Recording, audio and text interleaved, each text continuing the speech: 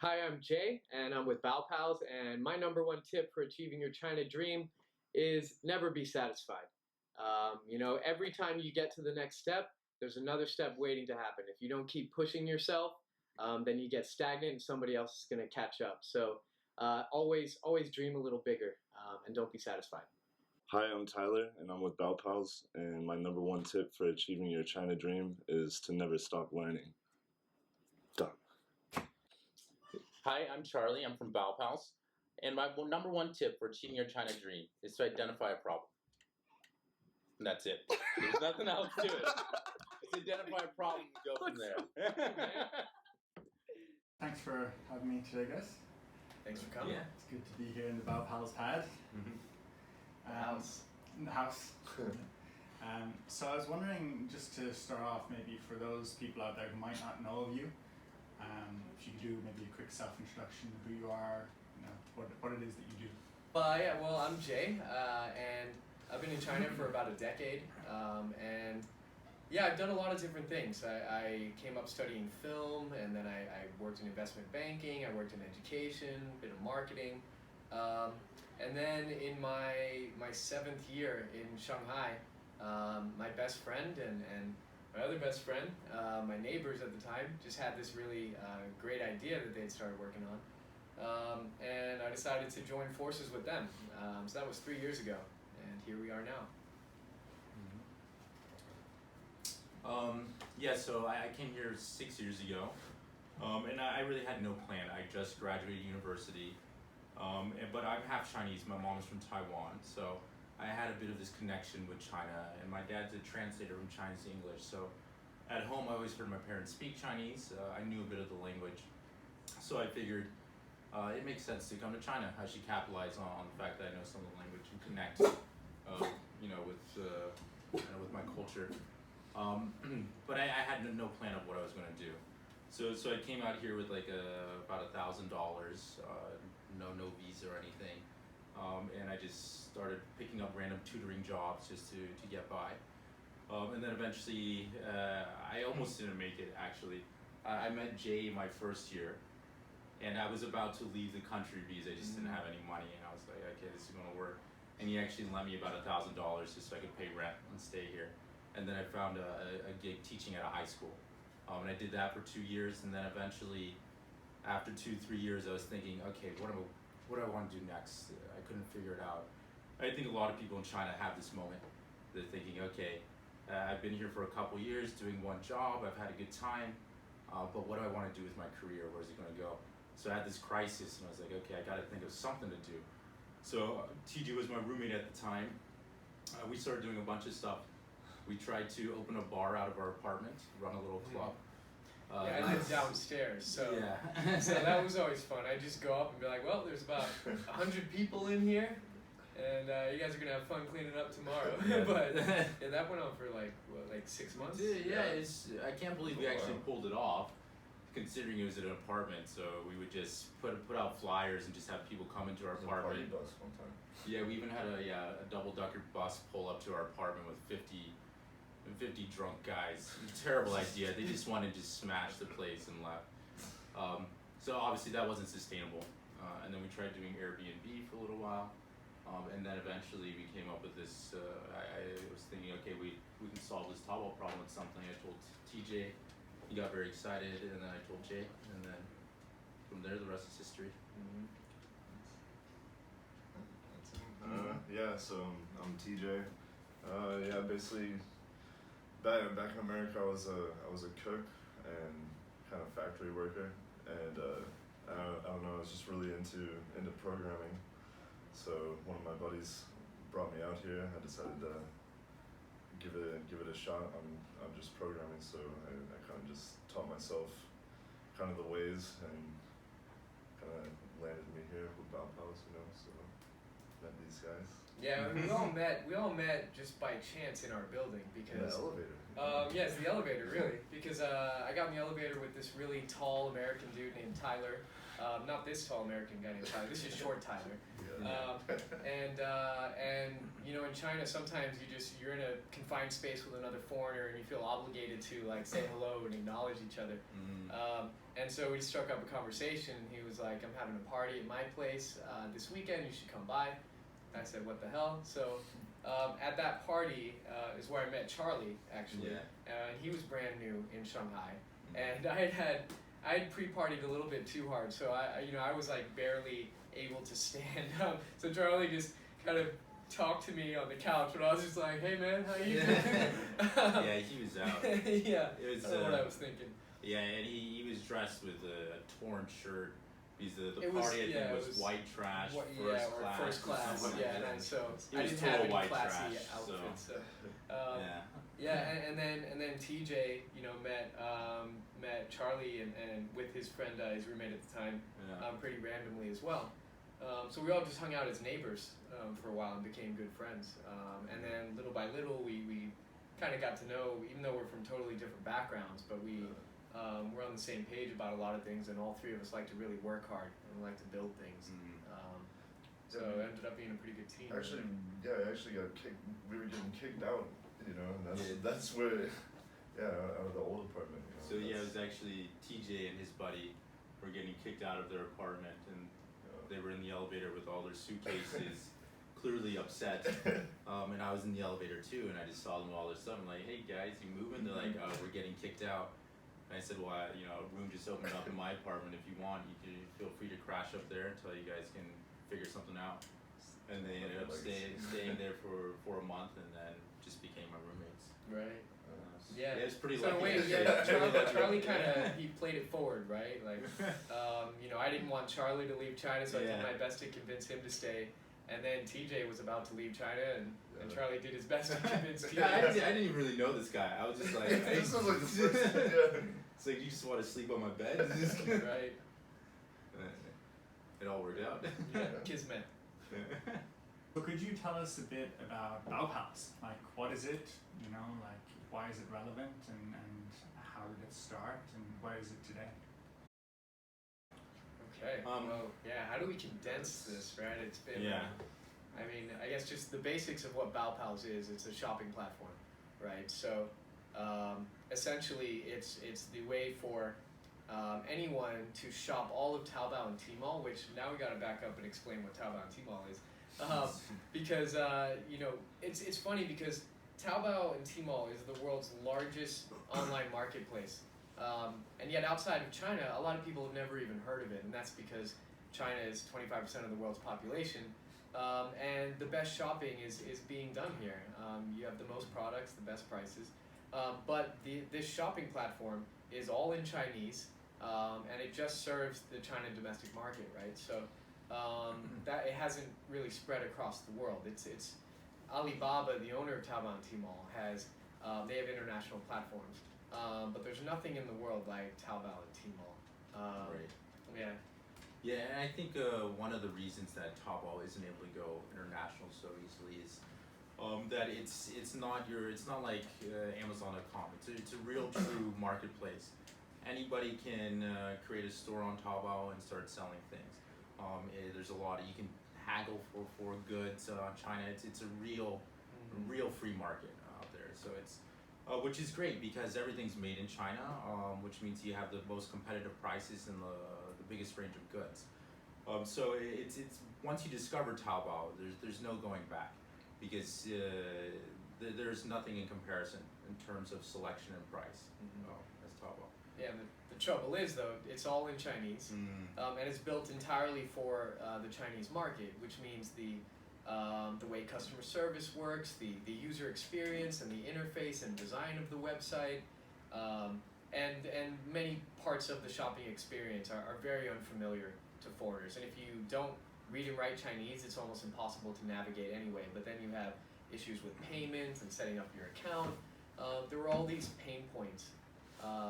And it became pretty clear because we were all foreigners living here for years, and we weren't shopping online at all because online shopping in China very much is Taobao and Tmall. And so for us, we were just buying everything we wanted at supermarkets, malls, convenience stores, or just not shopping at all, really, not buying new things. Yeah. And sometimes we would ask our Chinese friends to help us shop online. So, when Charlie said we should try to solve this problem and make a version of Taobao for foreigners, it was like, well, yeah, that would obviously be awesome, Right. but how the hell do we do something like that? Yeah. No, yeah, but that was where it was clear that was a good business idea, because we knew that immediately I wanted to use this myself. These guys wanted to use it, and all of our friends would want to use it. And it's something that we've always heard about, the treasures of Taobao and Tmall, but we weren't able to access them. We would always have to go through our Chinese colleagues or friends, and it's just a bit of a burden. So you already have to go to the store and buy things, which is it's quite difficult in China when you're working, 40, 60 hours a week, and then have time to go shopping. It's just a bit of a pain. So usually I just convince myself that what I wanted to buy, and I convince myself I don't really want to buy it, and just don't purchase You end up things. living in a pretty barren apartment. Right, exactly. Ordering takeout all the time. Yeah. Right? But yeah, so we mentioned Taobao and Tmall, right? Which sounds like two different things, but really it's part of one shopping platform.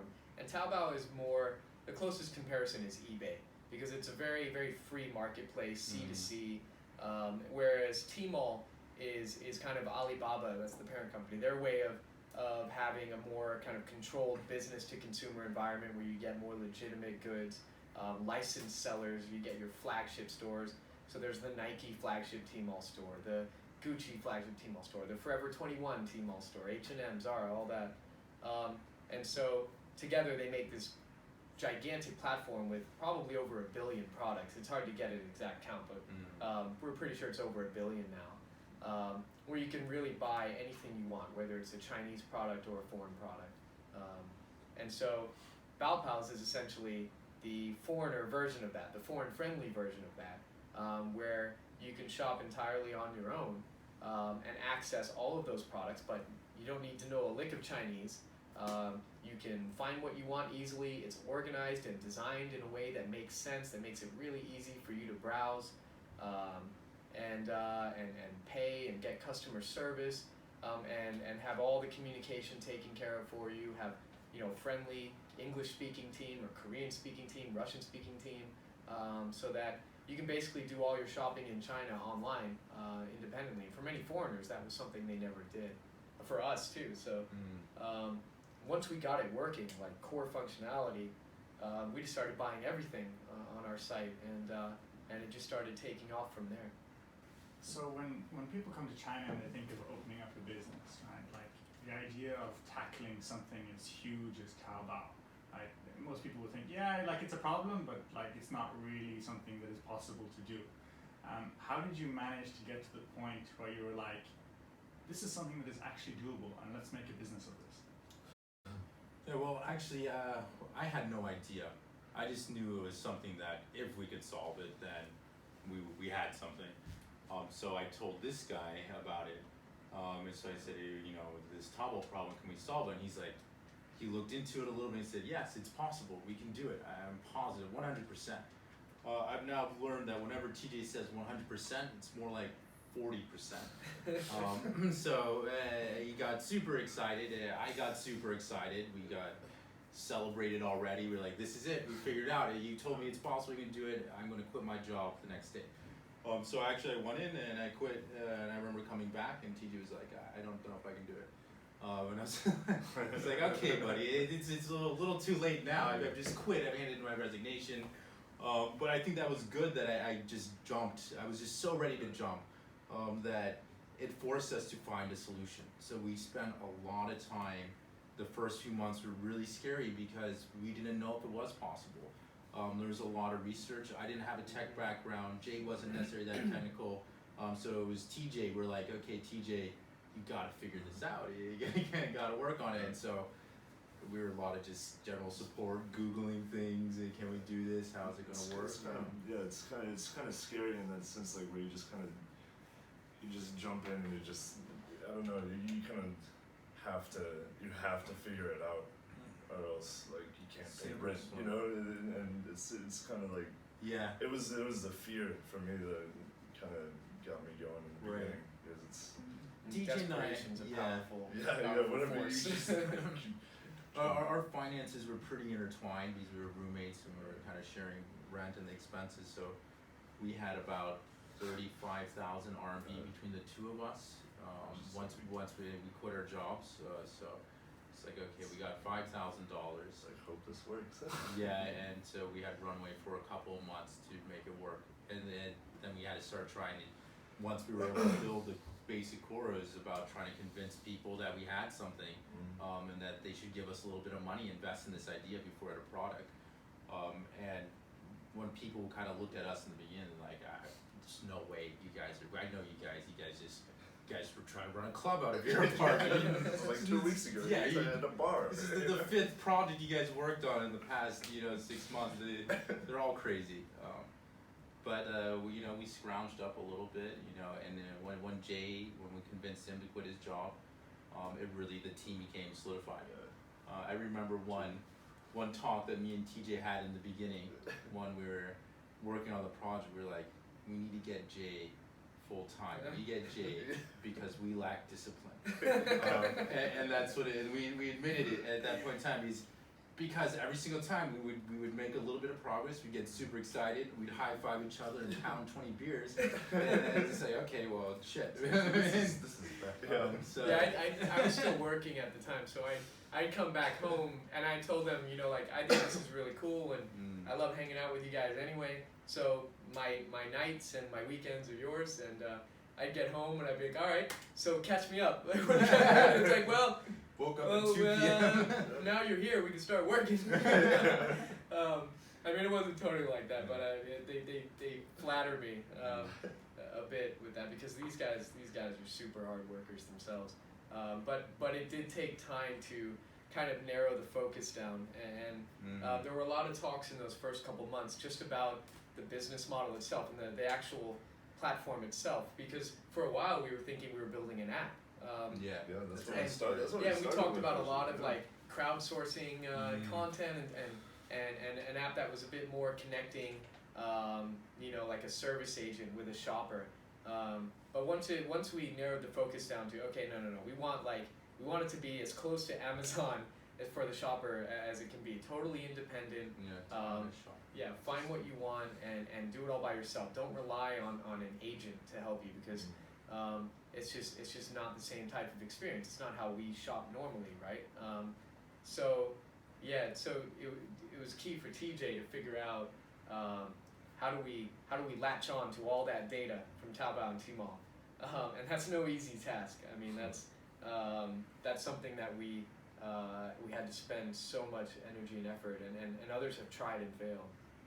So we can't give away all those secrets, but building around this very unfamiliar technology and combining all these different pieces of tech because we had no guanxi or connections, right? We had no permission, we had no relationship, and we had no money. So we essentially just had to build, and we kind of gambled on the fact that what we were building would not only be a good platform, but would be something that Alibaba, arguably the most powerful company in China, one of the most powerful companies in the world, that they would be okay with it as well. Which eventually we found out that they are, and that was really cool. That was a big relief when they they sent they met with us, and they sent their PR team. They published us on their LinkedIn page, which was really cool. But it's been definitely a lot of iterations of the site along the way. A lot of improvements, a lot of lessons learned, whether learning how e-commerce works properly, how to provide really good service, because key for us is service, legal, technical, financial challenges, and then managing personnel. This was a lot of this was uncovered ground for us. Kind of thrown into everything at points. I think it's nice though, because none of us had any e-commerce experience. I didn't have any business experience. TJ didn't either. But it allowed us to sort of see things with completely unfiltered, just completely organically. This is what we think is good and what we want. It wasn't guided by, what supposedly an MBA student would assume we should do, or what our previous company right, exactly. prescribed. So we got to build a company exactly how we want it, and what do we do? And I think a lot of that sort of pours into the company. I like to think that we're pretty nice, likable guys, and that sort of seeps into the company in many, many facets because we were able to do it our way. You know? Yeah. For example, we're all gamers, and something we started doing once our team got to about a size of about 20, we started applying elements of gaming to the operation. And so like gamification is kind of like a buzzword, although not a lot of companies do it, at least in my experience. I never had a company that really did much gamification, but for us, it became a way that we increased the efficiency and productivity of our team by like 20-30%. Once we started applying these elements of team competition and points earning and rewards for earning points and losing points and put a system in place where basically we thought of everything that's good for the customer and everything that's bad for the customer, and we assigned a score to each thing, plus or minus, relative to the weight of the impact on the customer, right? And it made everything transparent. Every single person in the company started to understand, okay, it quantifies every piece of their job, right? And then we broke them into teams where we had different roles like rangers and healers and mages because we're dorks. That was more Jay's. That was more me. Yeah, you were totally on board. But yeah, no, okay, maybe that was me and my baby team. But things like that where we had never had that in our own companies, but just was a fun thing to try and ended up being a core part of how people on our team are managed and how they the kind of transparency they have on their own performance, how they earn rewards for good performance. So yeah, a lot of our focus shifted in the early days from just how do we figure out this tech and how do we build this site to then how do we build this team and how do we build a culture.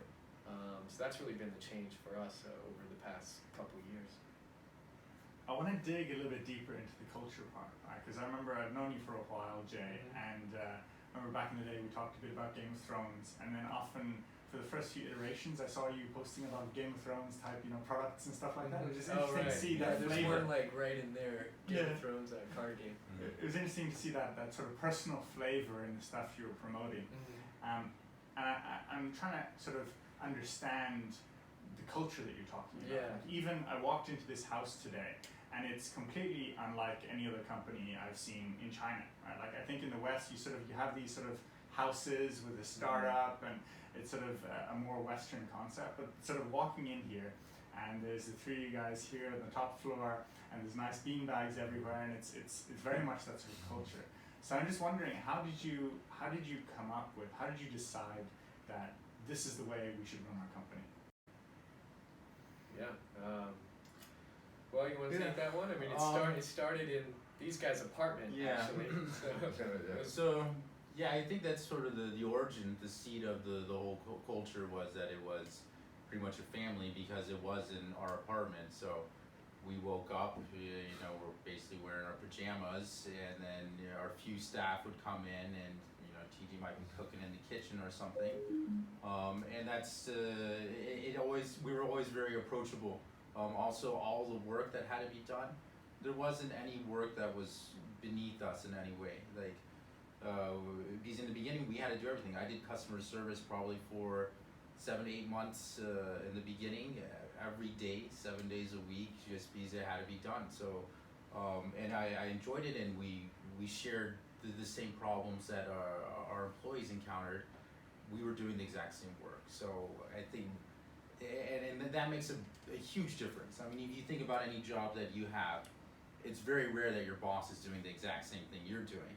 And you never have that. And so there's immediately this divide between employer and employee because usually they're in a different room and they're doing different things and just barking orders while we're just in there having laughs and doing the work and just excited that we're building a company. And it of course it evolved and changed, and we always said, I think probably every startup says this, like we're never going to become corporate. We're never going to get big, but it has to at some point. Obviously, the team has grown to a size where we can't be doing the same thing, the service, but we still get down and do the same work that other people do whenever it needs to be done. And I think we've instilled all those values into our managers. I think we don't like to be very hierarchical. People can approach us whenever they want. And, you know, you see people come in and just, you know, grab a slice of pizza or do anything. Yeah. So. Yeah, it grew out of the apartment, and I mean, I remember one time when we had one of our first candidates come for an interview. It was a very small Chinese girl, young woman, and she showed up a bit early, at like 8:45, and the interview was at 9. And at the time, our neighbor Dom, his water had run out. Maybe he forgot to pay the bill or something, but he couldn't shower at his place, so he was showering in our office apartment, and we were busy. I don't know if we were cooking or I was downstairs at home getting ready to come up. But the candidate arrived, and as she was walking toward the door, out strolls this guy in a bathrobe, and she was like, oh, and just turned around and went right back to the elevator. And as I was coming up, and I was like, oh no, you're here for the interview. This is the right place. This is Baopals. Yeah, come on in. It's okay. And we always had, Doge, the dog, who's right behind me here, and we have a company cat now as well, who was just a kitten found in the elevator of our other office. A lot of elevator. Yeah. Elevators, man. But I think Charlie really hits the nail on the head when it comes to the fact that everyone in the company can do any of the work. And we've always kind of shifted our role to where the company needs us.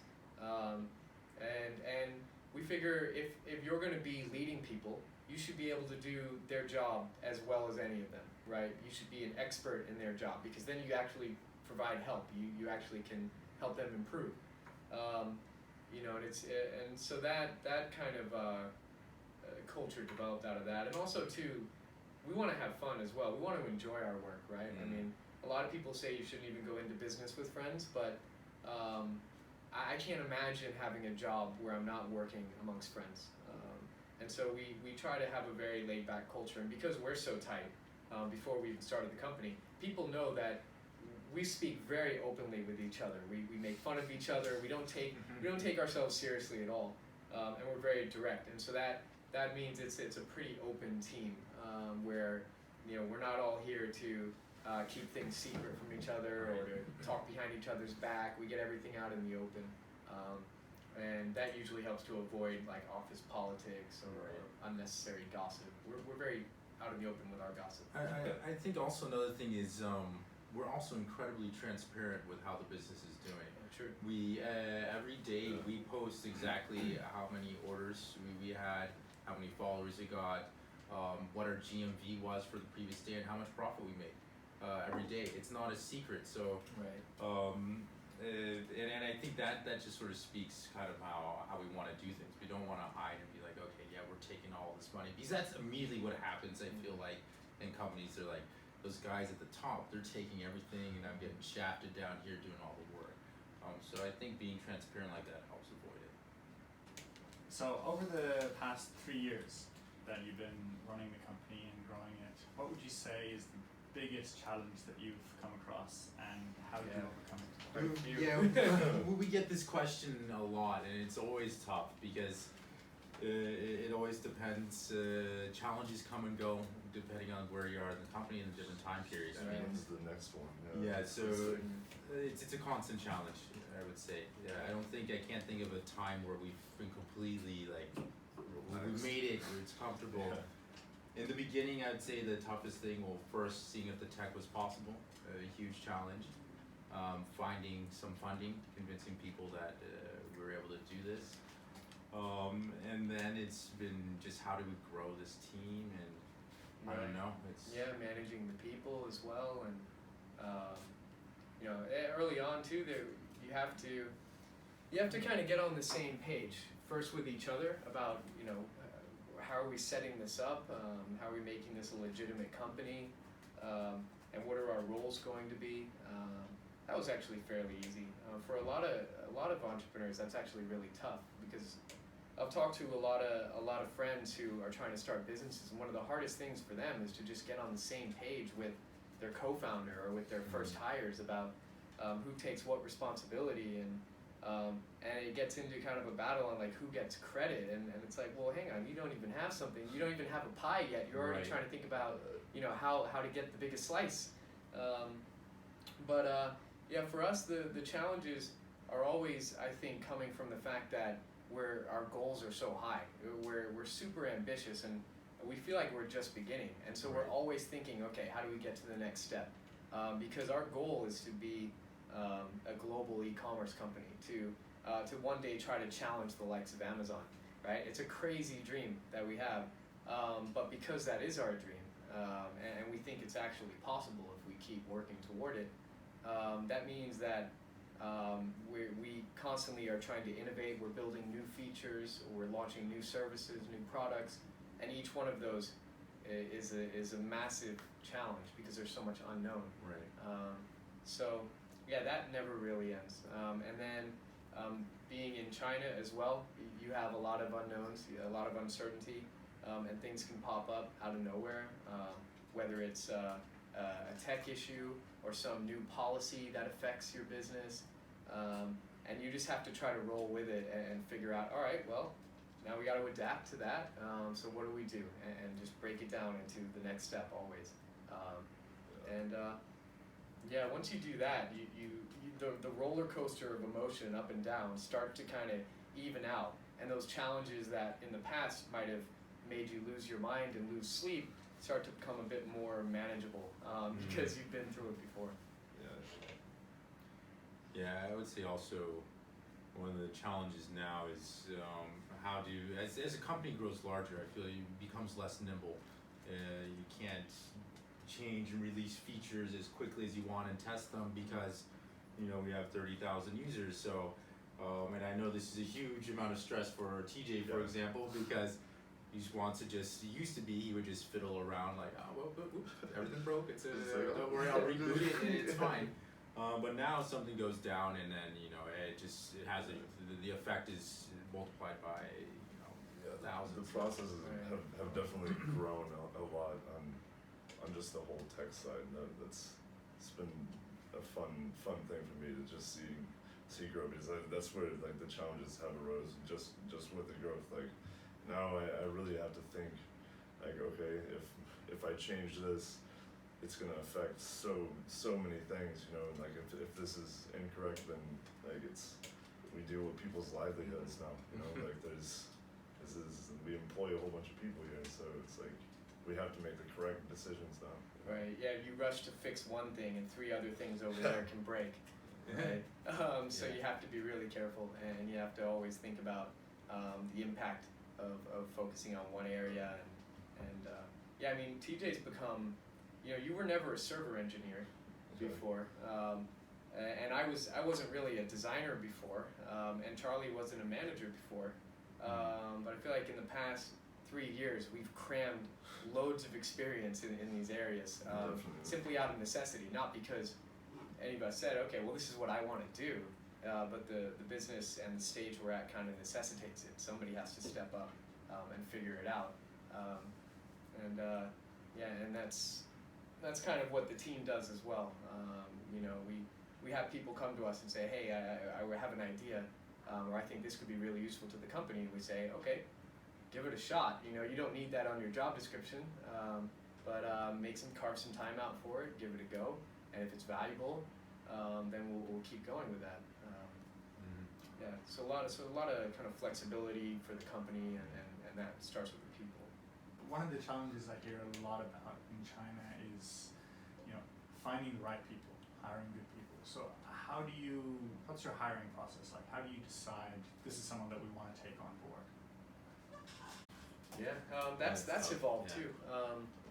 We learned, we learned by doing. We didn't have a template. At the beginning, we hired anyone who was willing to walk into the apartment. Literally, we were so desperate. Once we launched the site, it just started growing. We told our friends to use it, and then they loved it, told their friends to use it, and then before we knew it, within like 3 weeks, we were front page news on Expat Press, and then within 2 months, we were front page of China Daily, and so we just started growing really fast, and we had to hire Chinese employees to try to sustain the growth and keep up. So we hired anyone we could get, but after a while, we definitely learned some lessons. One lesson we learned is that you can't really look at somebody's CV and say this person is going to be right for this role, and because this is what they've been paid in their previous job, this is the type of salary they should get at this job, and they should be at that level. We learned that for our company at least, previous experience matters very little in terms of actual job ability. I mean, sure, experience helps you grow as a person, right, and you develop certain attributes, but I don't even look at people's CVs anymore when they come in for interview. And our interview process has changed a lot. Whereas in the past it would be, we had a good conversation with somebody. A lot of people do this. You have a good interview with them, they impress you, they speak well, and then you make them an offer.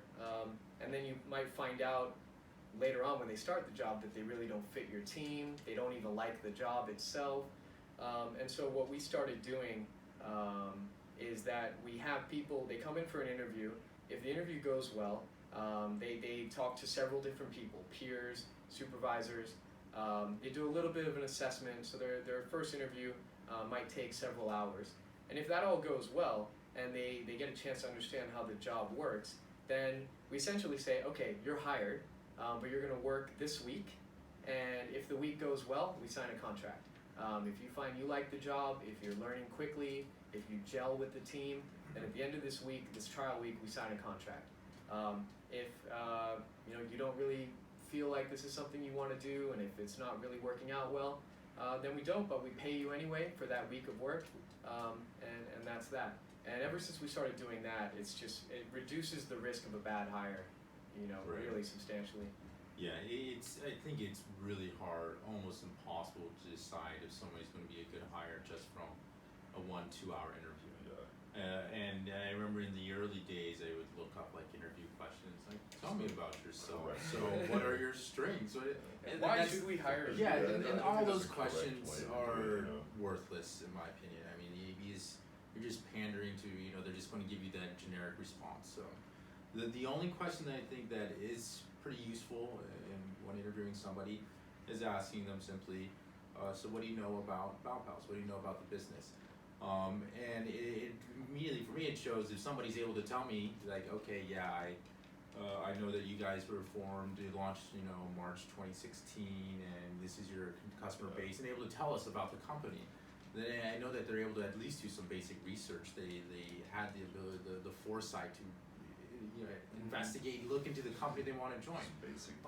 And 90% of people don't even do that, I would say. So. Right. Yeah, curiosity is such an important trait to find out, because we live in a time when you can find the answer to any question. And that means you can usually find the solution to any problem that business has, but you have to be able to use the resources available. Most of the time, that's the internet. And so, people who come in are curious as well. And actually, I like candidates usually who come in with more questions than answers. People who come in who haven't spent a day working in the company and say, okay, I looked at your platform and I did some research. Now I have some ideas. I think we can really improve the way your business works. We've never heard a new idea in these interviews. From the outside perspective, you might look at it and say, well, they should do this or that. There's 1,000 things we should do, and we've talked about a lot of them, and that's not to say there aren't new ideas we haven't considered, but they usually come from people within the company who have really gotten time to understand it and to know how it works. So people who come into interview who have loads of questions, who are really curious, that to me usually means they're going to be a solid employee, because they understand that you can't come in with all the answers and you can't BS your way through. But you can be really curious and seek to understand. And once you understand, then you can help in all kinds of ways. Yeah, I agree. I'd say the trial days that we have, that's really the key. That's for when you see if they're able to do the work, and I think more importantly, if they want to be here, if they enjoy it. As a potential, new employee, I think it's a very good thing to be able to just like, okay, I spent 2 or 3 days here. I love the people that I work with, and the work is not that bad. I enjoy it, and that's really where you can make that decision, for both the employer and. For people looking in at China, having only exposure to what they see in the media or the news, who may not understand much about it, what are some of the misconceptions that you know about once you've actually done business here and lived here for a while, like that's just way off. It's actually like this. I don't know exactly what people think of China in business. I think a lot of your your preconceived notions of what China is going to be is often with the culture, and I know I was completely wrong on that side. Even though I'm half Chinese or mom's Taiwanese, I just had this idea that China was very proper and orderly, and I got here and an old grandma's kicking me into the subway and people are spitting in the street. I'm like, God, where am I? This isn't right. But in terms of the business climate, I think it's really ironic. It's really funny. I think that even though China is nominally communist, it is, in my opinion, one of the most capitalist countries in the world. Anybody that wants to do business, they just do it. There aren't so many rules and regulations and barriers in place, at least at the lower level. Once you start getting larger, of course, they are there. But and this is why you see people selling food on the street and doing all this. And so I think the climate here is fantastic for business because Chinese people are very hardworking and they're always thinking about how do I make some money? What can I do? How do I sell things? And it just leads to just that general business culture and climate. And I think particularly as well for foreigners coming into China, it's fantastic for coming up with business ideas and having that entrepreneurial spirit, because you come in with your idea of what is good technology and how businesses should be run, and then you come to China and they just throw it all out the window, right? You thought, okay, Amazon's the way to shop, and then you discovered Taobao. You think that Facebook, that's it. That's social media, Instagram, and then you come here and discover something called WeChat. It's just this whole nother technological ecosystem that you haven't even been exposed to, and you were used to this other ecosystem in the West, and all of a sudden you can just sort of combine the two, and there's a lot of creative collisions that can happen there. Right. Yeah, I can't speak so much about misconceptions of China or even life in China because Shanghai is something different altogether, and this is where I've spent all my time in China. So. But I can say that Shanghai is usually way more developed than people imagine. They have no idea how convenient it is to live in this city, where public transportation can get you anywhere super cheap. And anywhere you go, you basically have access to anything you need. You can just walk around. I mean, you can go out with just your phone, and you can ride the subway, you can rent a bike, you can buy something at the grocery store, the convenience store. You can pay the bill at a restaurant or split bill it with your friends and all their phones in a group chat. You can order delivery. You can pay your utilities bills. All of this just with the touch of your phone screen. It's so far ahead of the rest of the world as far as mobile payments go and just everything you can do within one app or just on a smartphone. And a lot of the startup scene here does revolve around that, on what people are doing on their mobile phones. China kind of, it leapfrogged landlines for a lot of people here. All of a sudden, everybody got smartphones in a generation. And so you have 1 billion people, pretty much on smartphones using the same apps. And so the power of that market is, unparalleled. And there's a really robust startup scene here too, not just among the Chinese, but the expats in China. If you are a foreigner in China, especially in the major cities, and you have an idea to start a business, there are many, many open ears who just want to hear, okay, well, what brought you to China? What are you trying to do? Well, that sounds cool. Because there's just this optimism, and there's this idea that there's huge opportunity in China. People don't necessarily know what that opportunity is until they get here. I mean, we never thought we'd be doing this, but you spend some time in China, if you keep your eyes and ears open, you'll find people talking about all kinds of things they want to do. Right. And because it's relatively, you can live here fairly cheaply still, and still be in the middle of a major city with access to all kinds of resources. It is very much a land of opportunity. Yeah, I don't know if we should keep on going, but Go ahead. just I think just carrying on what Jay was saying with that energy of being an entrepreneur is really the big difference, I think, in terms of starting of wanting to do business, because I don't think I would ever even dream of starting a business in the United States, because you just feel like, oh, I can't do that. That's just, you know, Silicon Valley type of stuff. I need a huge amount of funding or whatever. But here in China, you come out here and you go out to a bar and you just talk to a guy, and like the next day you're like, okay, let's work on this business. You know, let's just do it. It's all about just jumping to it and trying things out. While in the, I feel like in the West it's become more stagnant because you're like, well, we can't actually do that because I gotta first do this and that. I have to file this paperwork. Legality and all that. Right, I have to make sure I have this amount of funding. I don't know if it's possible or whatever. Trademarks. Right, Figure out exactly. if there are any patents that are going to block you. In China, trademarks, whatever, it's out the window, right? You just do it until. We've got copycat websites that Yeah. are even Yeah, putting we got our a name couple- and we got a logo. couple, Yeah, yeah. we've had at least two. And I think complete that's copycats. yeah. I mean, it pisses you off, but I think it's fine. You know, like mimicry is Yeah, the they're highest not form of hurting flattery. us really. Right. If they can beat us, then we're doing something They definitely would. wrong. Yeah, So- that creates competition, right? And Yeah, competition is you good just for gotta business. be better, you know? Yeah. It's- So yeah, I think that's really what it is that when people want to come out to do business in China, you just get out here and you just start doing it. You know, don't think about it too much. You know, just start making the next incremental step to get towards your goals. Right, you see if it Wing it. works. Yeah. You know, you just figure out what's the first version of this that I can get in people's hands, Mhm. right, or get on people's phones, Yeah. and then if that starts to work, you find a little seed of something. You just, you know, pour more on that. Right. And then see where it goes. Because if something does take off here, it takes off very quickly. Right. Because this is a city of 25 million plus people, which is the population of all of Australia, you know, where my Mhm. family is right now. So, you know, just the potential of any idea to take off quickly here is what brings a lot of Right. people and a lot of business.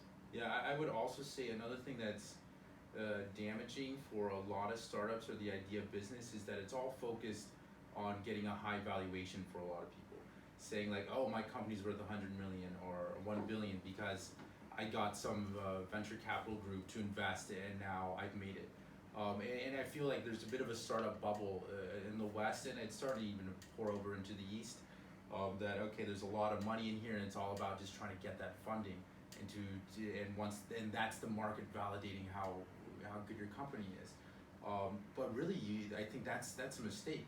You should be focusing on building the product and the service, and if you build a good product and service, you succeed. Don't go out and just be thinking, okay, I gotta just convince some rich guys that I have an idea that's worth $1 billion and they give me 100 million and I've made it. And that's something that I'm very proud about us, is that we've never gotten any institutional funding.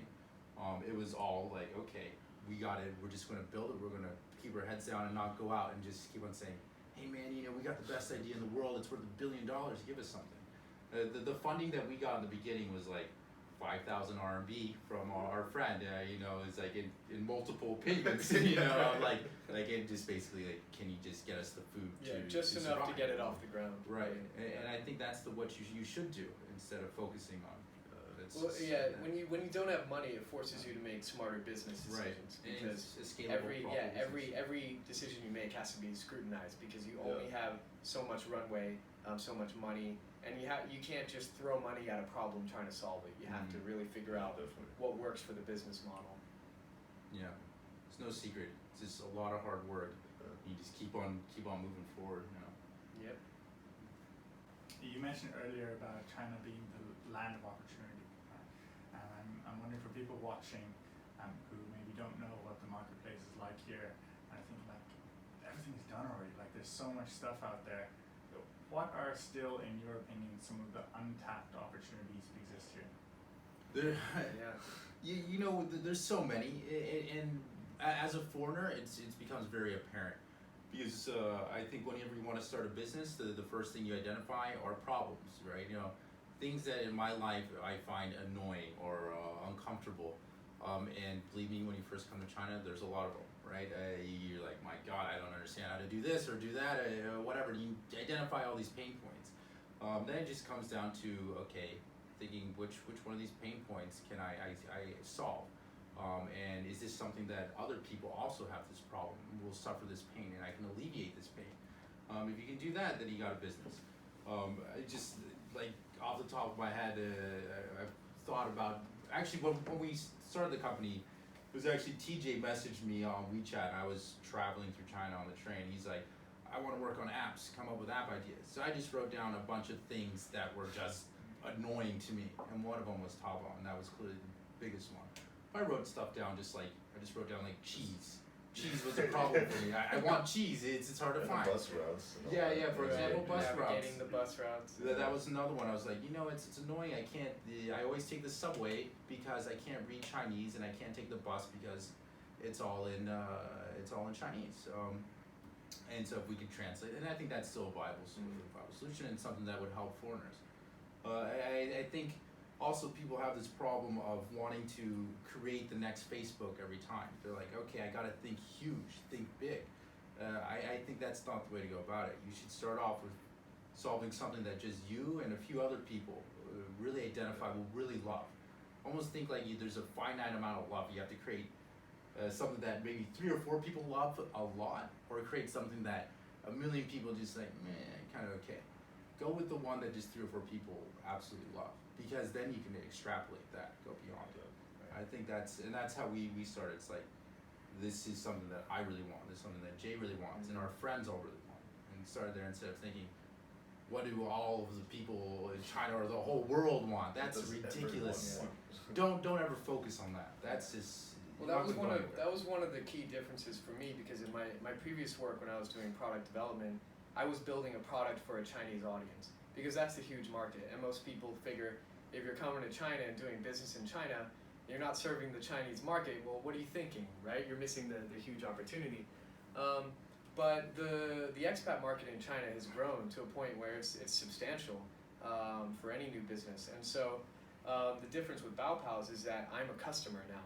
And we're building a product that I love and that I use, and so there's no disconnect for me, and so it's so much easier for me to think about how to make it better and how to improve the service, improve the product in different ways, because I'm using it all the time and I'm feeling those pain points. So I think foreigners doing business in China shouldn't limit themselves to think that, well, I'm in China and there's so many Chinese people, I have to serve this market.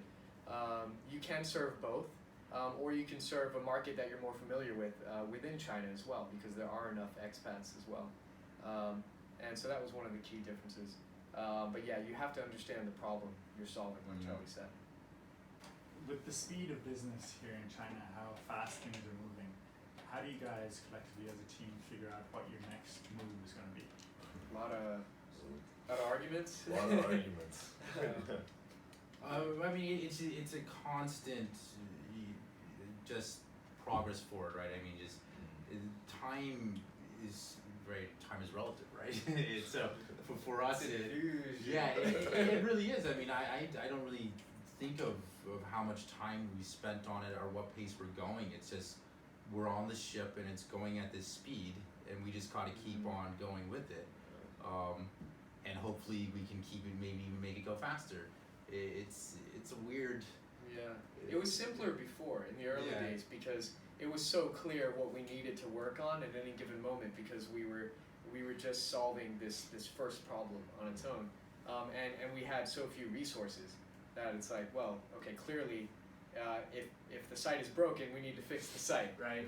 And now it's gotten to a point where we're managing several key projects at one given moment. We're building the Korean service and team, and we're building the Russian platform and service team.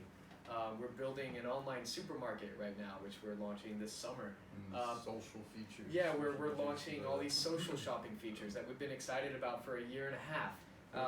And we had to prioritize one thing at a time. And it's not easy to do.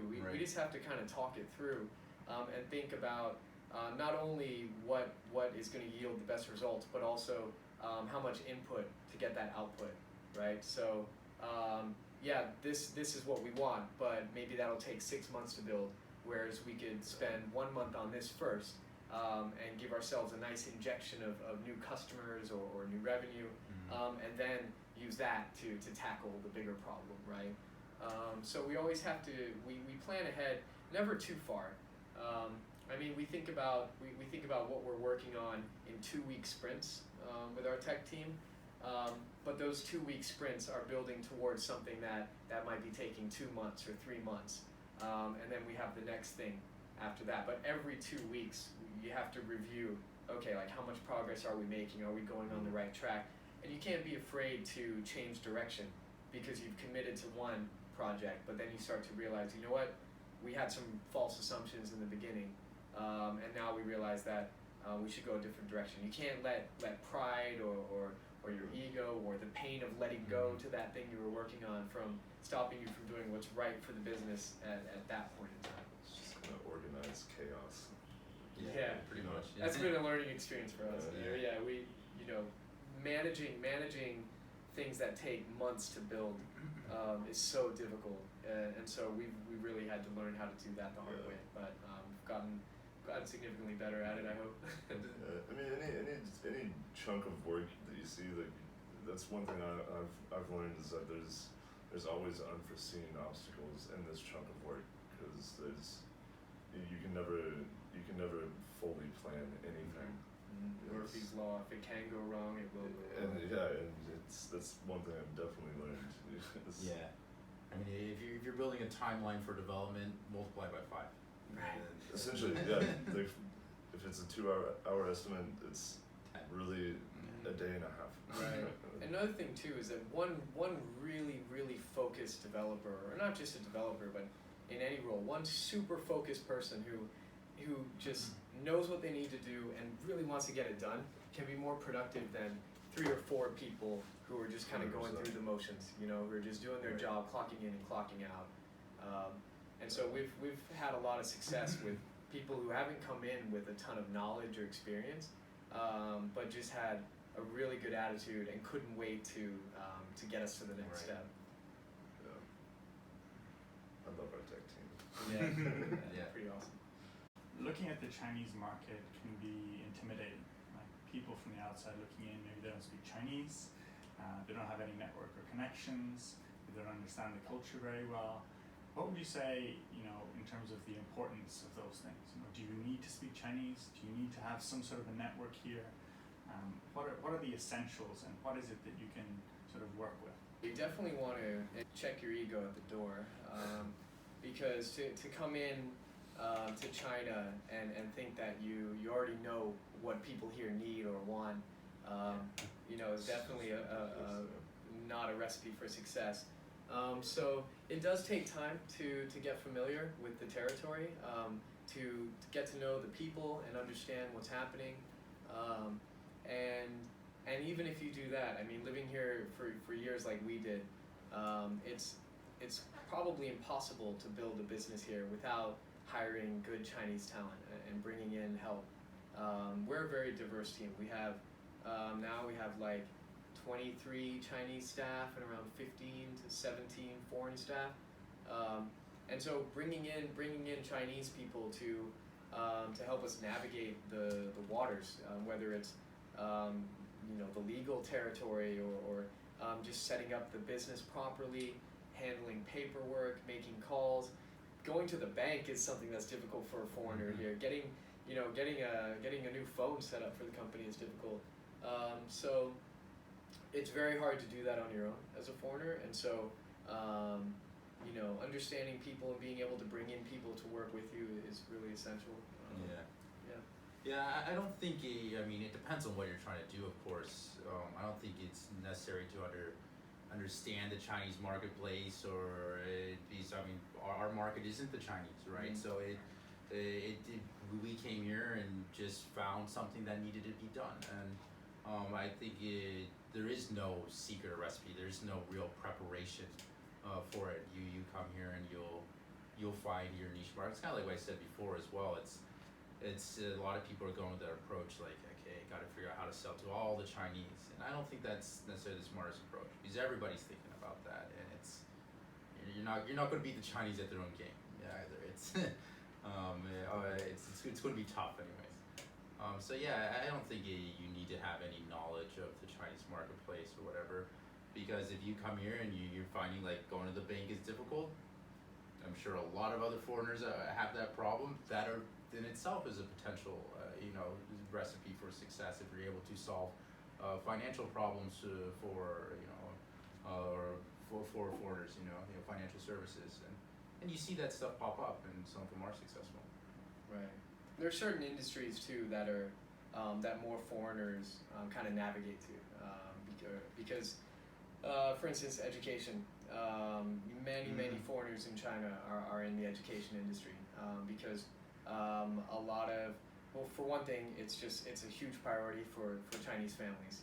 If there's an opportunity for their kid to get a leg up, an advantage on the competition, they're more than willing to pay for that service, right? But also, so many Chinese are immigrating for study, and so they rely on a lot of foreigners to help them prepare, to teach them different mindset. And Chinese people are they're so hardworking, and they really value learning, and they value trying to gain an understanding as much as they can, because they're just such a hardworking, competitive group of people. And so there's a lot of opportunity in education, and there are some industries where foreigners just don't really touch as far as entrepreneurship goes. But high-tech industries here are gaining a lot of traction. There are a lot of foreigners here who are involved in AI and those related fields.